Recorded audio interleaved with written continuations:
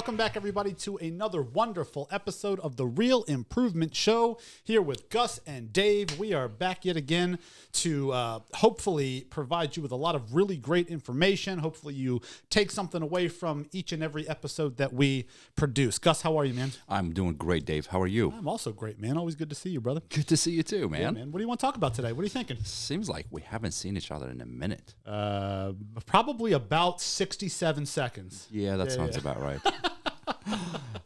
Speaking of what we want to talk about, this is a very exciting topic because a lot of people have the wrong idea of, of the shows that we're gonna be discussing today. So we're talking about HGTV, Love It or List It. What's the other one? House again? Hunters. House Hunters. Right. All those shows that you guys see on TV. Yeah, man. Yeah, man.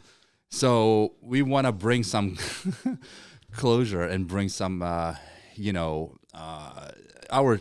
2 cents on this and how we feel if they're realistic or not. Let's start with pick one, Dave. Let's go House Hunters. Yeah, let's do it. Look, at the end of the day, right, I think that what people have to remember is those shows are meant, just my opinion, they are meant for entertainment, right? Absolutely. They are all produced. They are all, take one, take two. Lord only knows how many takes they take, right? It's entertainment, right? House Hunters, look, I enjoy that show, right? Or at least I used to. I probably haven't seen it in who knows how long, right? I used to watch that show. Sure. The premise of that show is a person, 2 people, a family, take your pick, are looking for a house, right? And throughout this half an hour episode, they take a look at 3 houses and they buy one, right? Yep. So essentially it's here's 3, pick one, right? Yeah.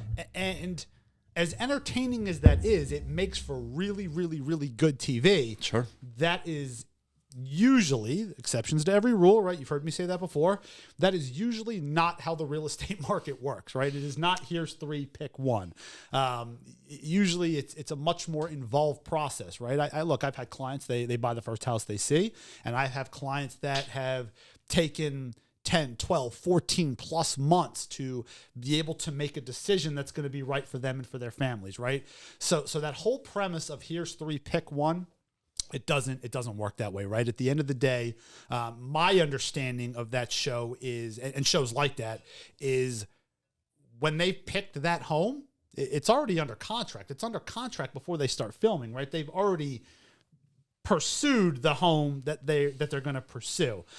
So we're missing out on a lot of the stuff that goes on behind the scenes, a lot of the actual negotiations, the inspections, right? All of these things that take place. You don't see any of that stuff because, again, it just makes for better TV to do that. So just know that's for that particular show and shows like that is the biggest misconception, is that it is not realistic to assume that your process is going to be here's 3, pick one, right? It may be much more involved than that.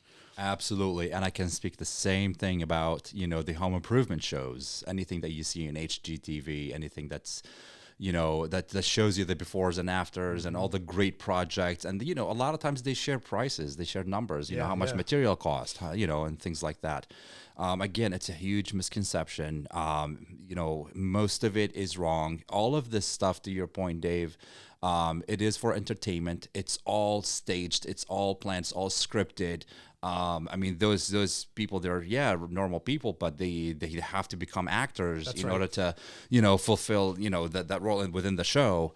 Ultimately, they get the project out of it, but again, a lot of things behind the scenes, take place that's not shared on TV, unfortunately, and a lot of the numbers that they share, and I have to touch on the numbers a little bit because a lot of times people have that idea. They tell me, oh well, on HGTV I saw that this type of project costs X, and your price is Y. Why is that?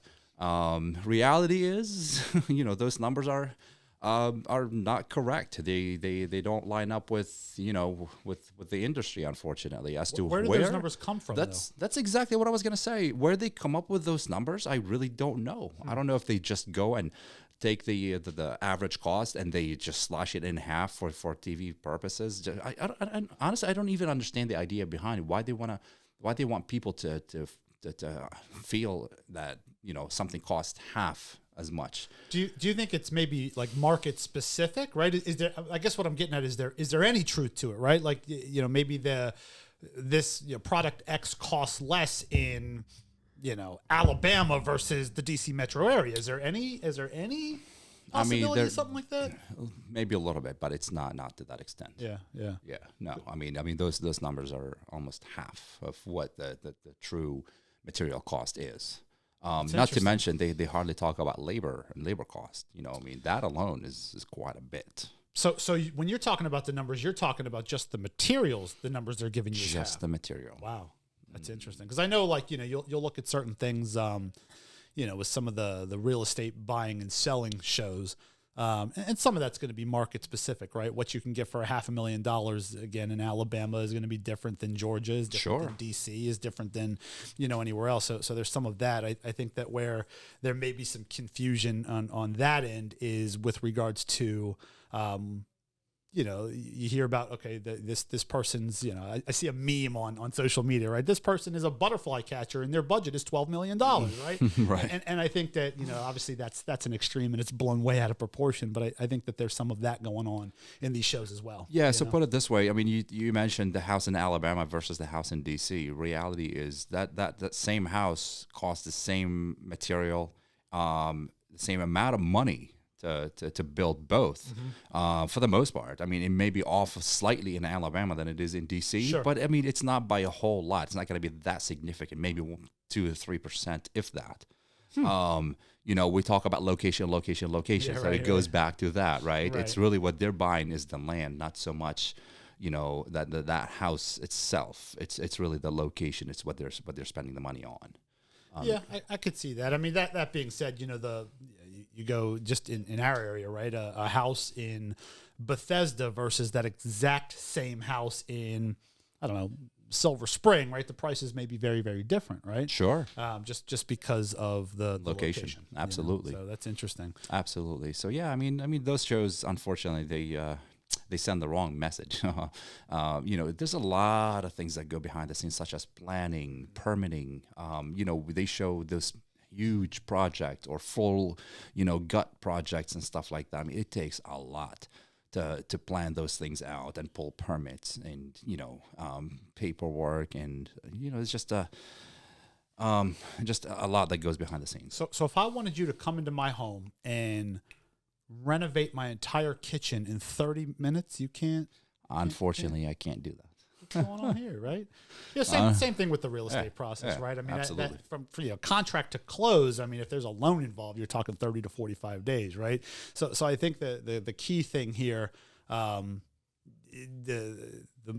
most important thing I can stress with any of these shows is watch them because they're entertaining, right? Absolutely. Watch them because they're fun, and they are so much fun. Don't watch them because you're gonna take something away, and be able to apply that to your process, whether it be improvement or whether it be real estate or any other industry, right? I mean, you see all these shows out there. I mean, I've seen shows that are car related or motorcycle related, or take your pick. There's so many different things out there, and all of these shows exist for a couple of different reasons. One, to provide entertainment, and two, to make money for the network. Absolutely. Right. And that's what they're there to do. And they do a darn good job of it, for sure. Absolutely. And if not, the other thing that you should take out of it is also inspiration. So if you are looking to, upsize, if you're looking to upgrade and you were looking for more space, if you're looking to change the floor plan a little bit, or, build a home office because of, working from home nowadays, whatever the case may be, just get inspiration out of it. The truth of the matter is,